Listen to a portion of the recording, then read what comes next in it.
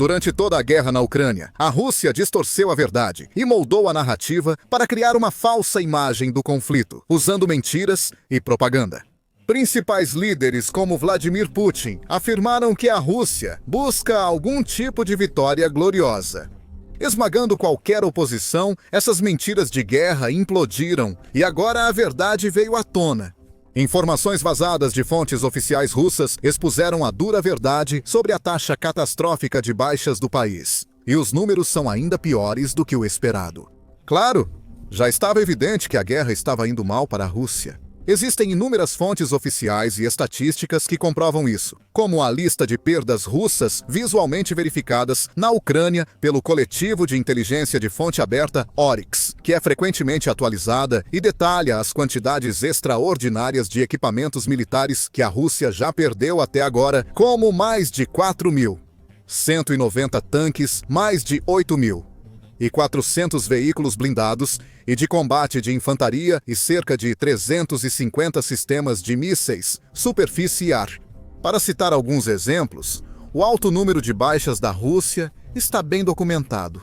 Em junho deste ano, o Ministério da Defesa britânico foi uma das várias entidades oficiais a afirmar que a Rússia provavelmente havia ultrapassado o marco sombrio de mais de 1 milhão de soldados mortos ou feridos em combate, com estimativas sugerindo que cerca de um quarto desse número, 250 mil pessoas, estavam mortos. Esse é o conflito mais caro da Rússia desde a Segunda Guerra Mundial.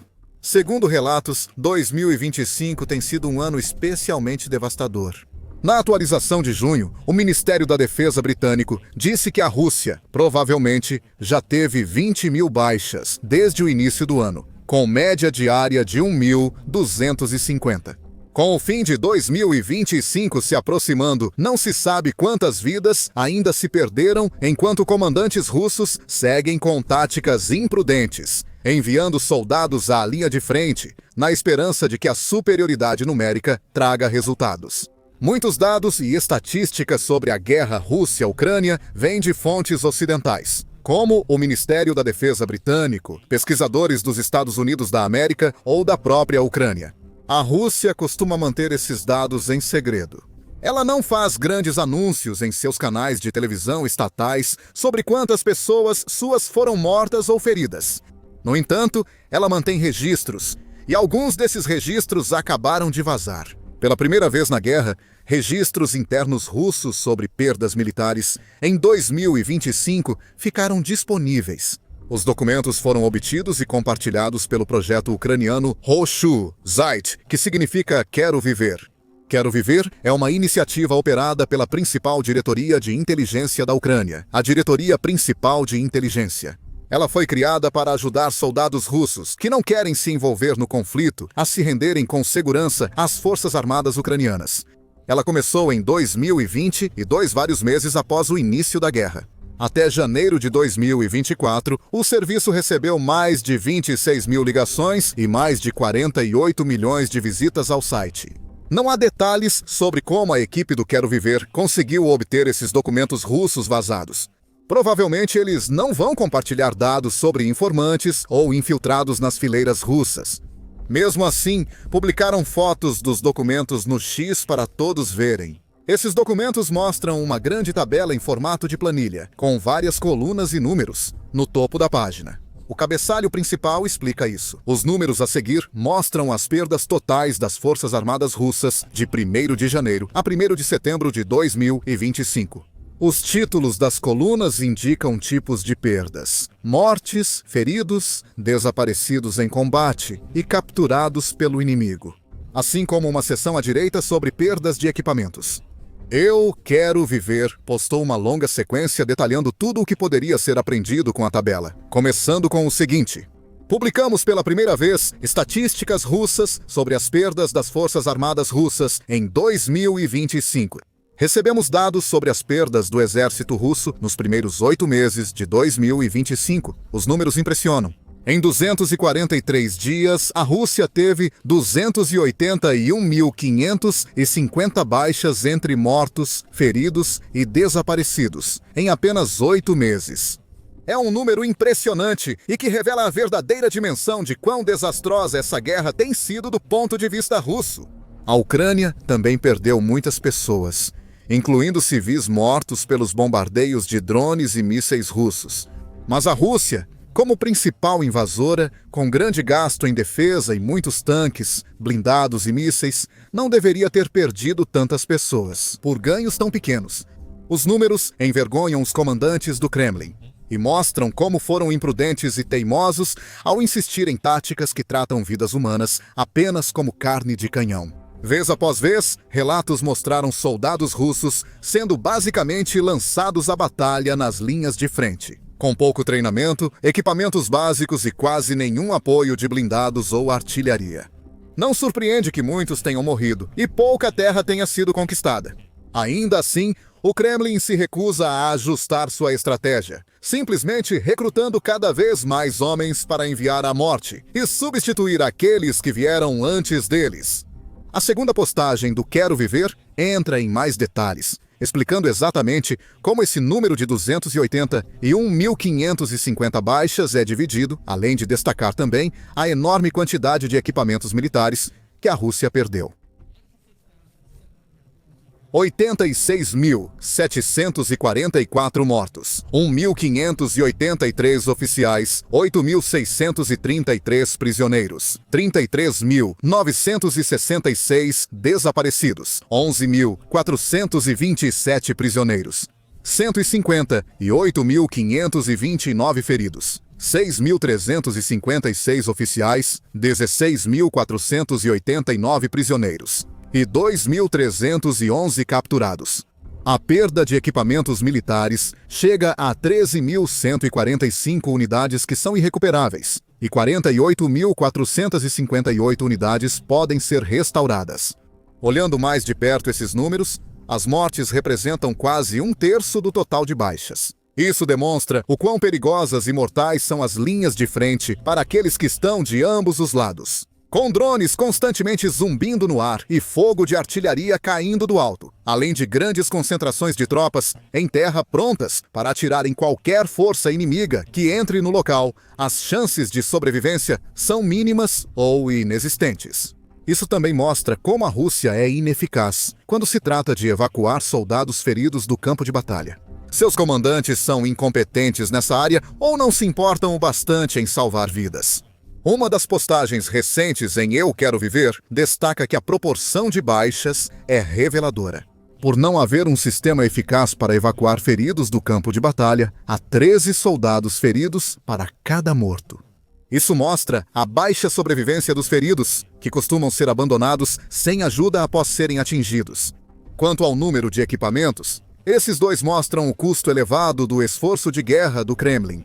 Embora as autoridades russas acreditem que podem recuperar a maioria dos tanques, veículos e equipamentos danificados, ainda admitem mais de 13 mil perdas totais, somando bilhões de dólares em equipamentos militares. Embora os dados russos não detalhem os tipos de equipamentos incluídos nessas perdas, analistas de inteligência de fontes abertas apontam que a Ucrânia destruiu muitos tanques, artilharia, radares, defesas aéreas, aeronaves, embarcações, infantaria e veículos de combate russos, enfraquecendo o poder ofensivo do Kremlin. Um ataque de cada vez. O tópico Quero Viver continua detalhando quantas perdas a Rússia sofreu por mês. As perdas mensais médias são de 35.193 pessoas e 7.700 equipamentos, sendo 1.643 irrecuperáveis. Diariamente, o exército russo perde em média um batalhão, com 496 mortos ou desaparecidos. Mensalmente, toda a 7ª Brigada das Forças Armadas Russas é perdida. Esses números ilustram ainda mais o tamanho das perdas da Rússia, com quase 500 soldados mortos, feridos ou desaparecidos em combate diariamente. É um número insustentável. Por enquanto, a Rússia, de alguma forma, conseguiu continuar recrutando dezenas de milhares de novos soldados por mês. Ela conseguiu isso oferecendo grandes incentivos financeiros a pessoas desesperadas, que buscam uma forma fácil de sustentar suas famílias por dificuldade em encontrar trabalho. Além de recrutar assassinos condenados, estupradores e outros criminosos, enviando-os diretamente de suas celas para a linha de frente para reforçar as fileiras russas. A Rússia também explorou migrantes, pressionando comunidades da Ásia Central de países como Uzbequistão, Tadjiquistão e Turcomenistão, muitas vezes ameaçando-os com deportação ou prisão, a menos que concordem em se alistar. A iniciativa Quero Viver revelou isso em um relatório sombrio no início deste ano. O relatório revelou que muitos, antes varredores de rua e operários da construção, foram forçados a entrar no exército e enviados para morrer na Ucrânia. No início deste ano, legisladores apresentaram um projeto de lei para permitir recrutamento obrigatório o ano todo. Isso substituiria o recrutamento semestral na Rússia, permitindo ao exército convocar novas tropas da população praticamente quando quiser. Graças a todas essas mudanças, o Kremlin continua a aumentar o número de militares na ativa, o que ajuda a compensar suas enormes perdas.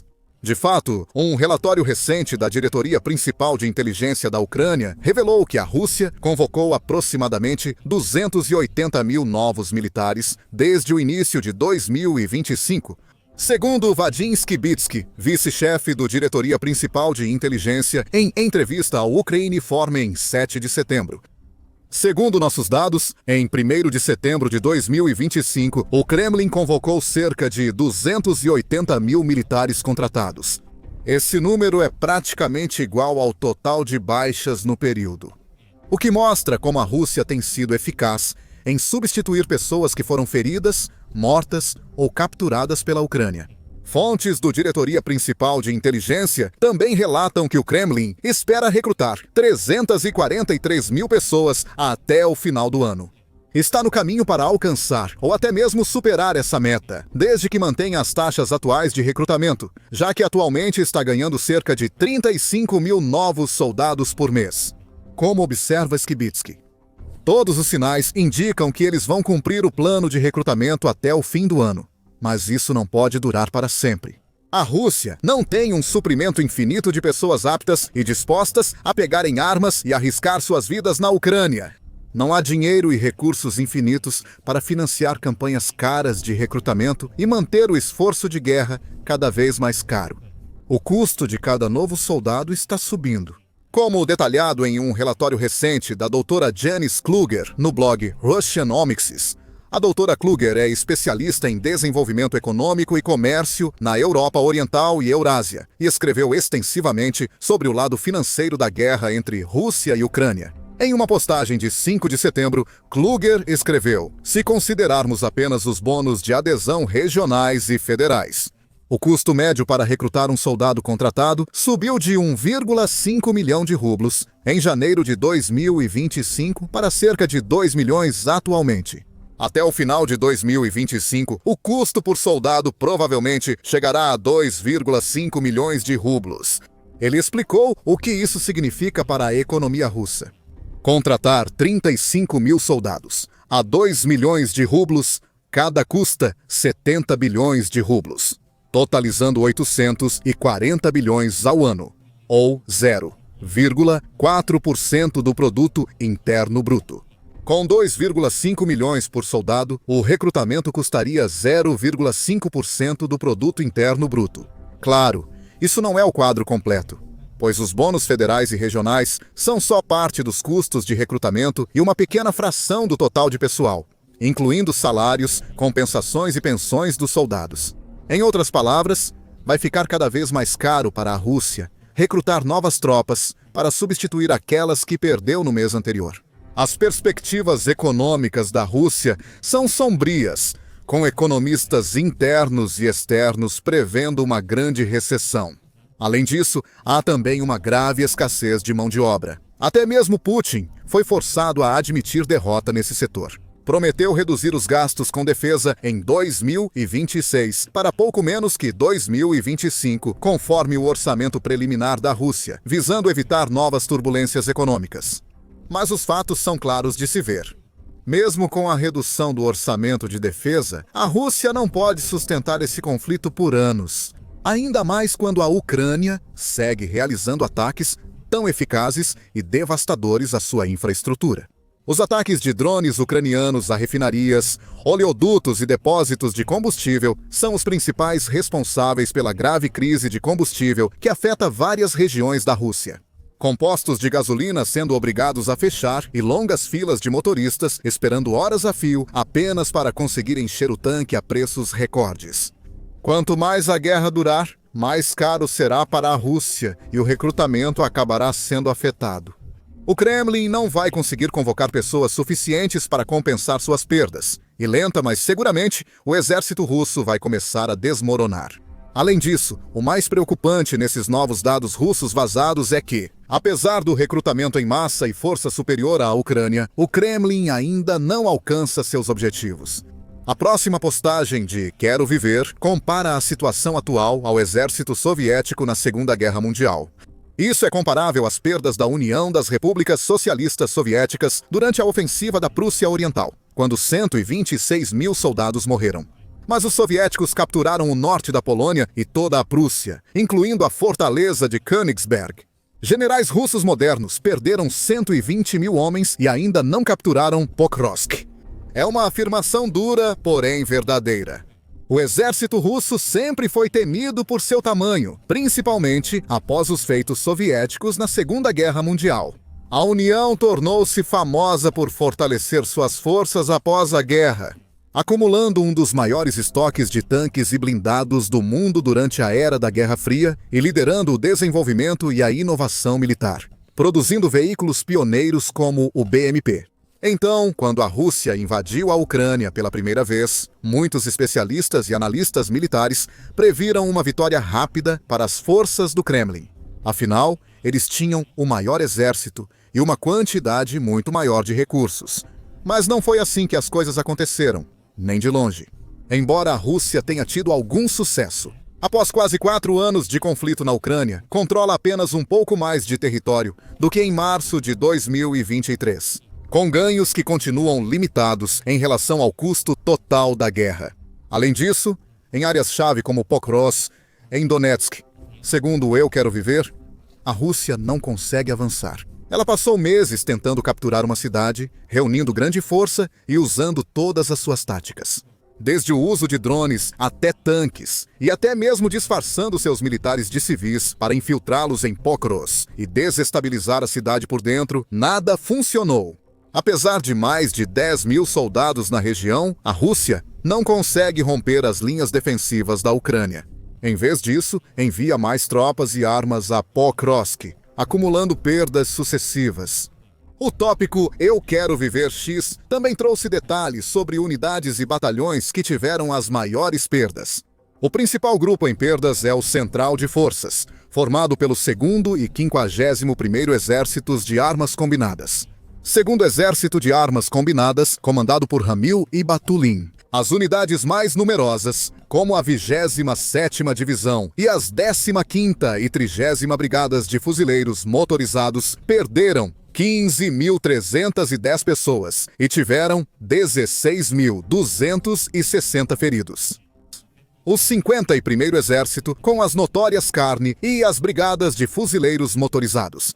1ª, 5ª, 100ª, 14ª, 132ª, 110ª e 9ª causou 13 mil baixas e 14.201 feridos. O 51º Exército sofreu as maiores perdas de equipamentos, com 1.642 unidades. O 1º Exército de Tanques, do Grupo de Forças do Oeste, já perdeu 9.987 soldados e tem 11.411 feridos. Unidades de elite russas, que o comando tenta proteger, perderam 2.272 paraquedistas mortos ou desaparecidos e 3.191 feridos. Como os números mostram, certas forças russas sofreram muito mais do que outras, e outras, provavelmente, o moral das tropas restantes está muito baixo. Tendo visto tantos de seus irmãos de armas caírem em batalha, os que ficaram para trás são forçados a se perguntar: será que eu serei o próximo a morrer? Isso pode fazer mais soldados dessas unidades se renderem, desertarem ou buscarem escapar do conflito. No início deste ano, houve relatos de soldados russos atirando em si mesmos e uns nos outros nos pés. para serem evacuados por motivos médicos das linhas de frente e viverem para ver suas famílias mais uma vez. Essa só vai se tornar uma tática mais popular à medida que as perdas continuarem aumentando e as tropas russas entenderem melhor as duras realidades de sua situação. O tópico do X de Quero Viver termina com a seguinte mensagem para a população russa. Os russos precisam estar mentalmente preparados para o fato de que, quando a guerra acabar, podem ser informados. O total de mortos, desaparecidos e feridos já passa de 1 milhão desde o início da invasão. Este é o preço do governo Putin e do apoio popular russo. Essa é a dura e fria verdade dessa guerra, e é algo que nem mesmo Putin consegue mais esconder do seu povo. Agora, saiba mais sobre as perdas impressionantes da Rússia em nosso vídeo recente, que mostra como as forças de Putin devem ficar sem tanques, artilharia e mão de obra em 2026. Ou confira este vídeo para ver como as forças da Ucrânia acabaram de lançar um dos maiores ataques de vingança da guerra até agora, bombardeando locais na Crimeia e na Rússia, e deixando o Kremlin com vários incêndios graves para apagar e ainda mais problemas caros para resolver. E não se esqueça de se inscrever no nosso canal para ser um dos primeiros a saber dos últimos grandes acontecimentos nas linhas de frente da Ucrânia.